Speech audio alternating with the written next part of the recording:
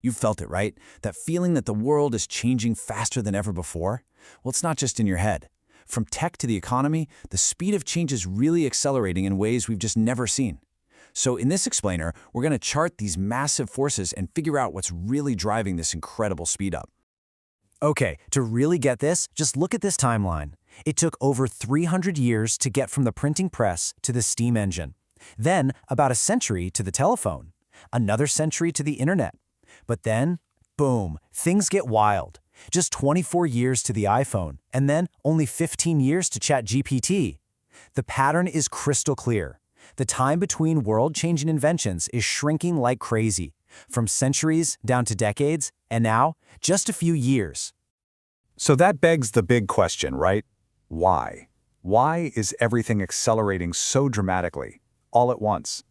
That's the mystery we're going to solve. Now here's the thing. The answer isn't just one single piece of tech. It's a whole interconnected stack of innovations where each one just feeds and accelerates the others. To really understand it, we've got to build this stack from the ground up, starting at the very, very bottom. Before we can even get to all the cool digital stuff, we have to talk about something way more, well, physical. The actual foundation it's all built on. Because to build the future, it turns out we have to completely rebuild the present.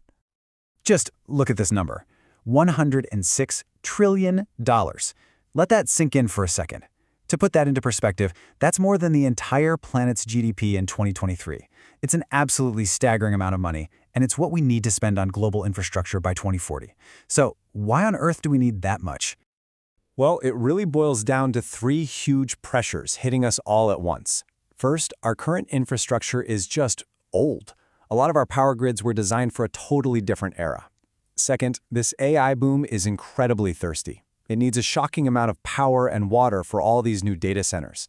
And third, there's a huge shift in global trade. More than half of all major companies are reshoring. They're bringing manufacturing back home. And that means building brand new factories, warehouses, the whole shebang. Okay, so we're building this massive new physical world. But what's it all for? It's all being built to serve one primary engine of change, the one you hear about literally every single day, artificial intelligence. And this chart?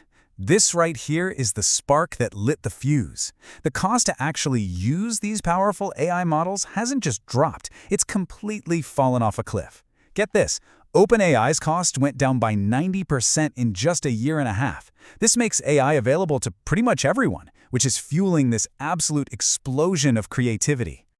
And what happens when something this powerful becomes this cheap? Well, this happens. You're looking at the fastest adoption of any technology in human history. With 800 million people using it every week, ChatGPT's growth blew past even TikTok and Instagram. Nothing has ever grown this fast.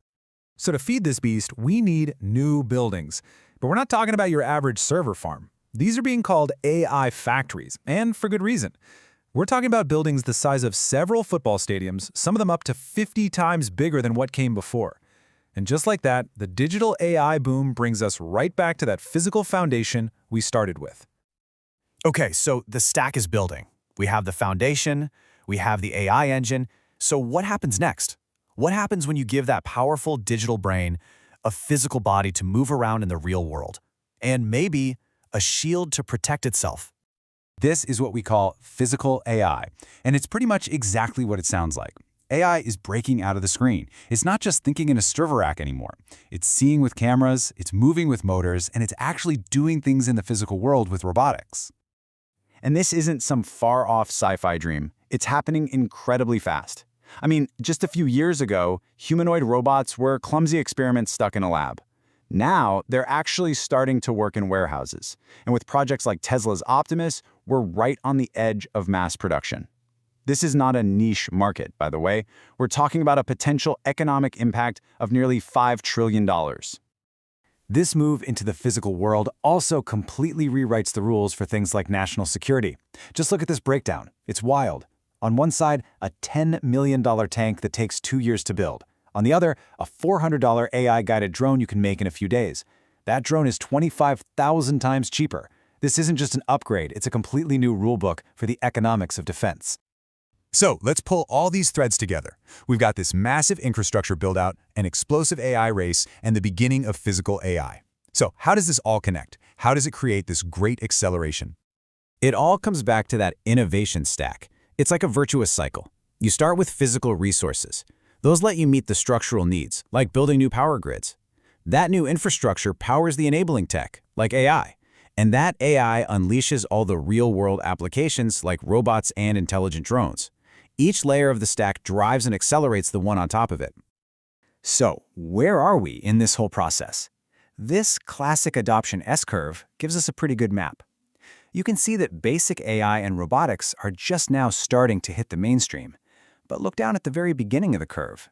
The really disruptive stuff, the things that will physically change our world, like humanoids and robotaxis, they are still in the tiniest, earliest phase. And you know what that means?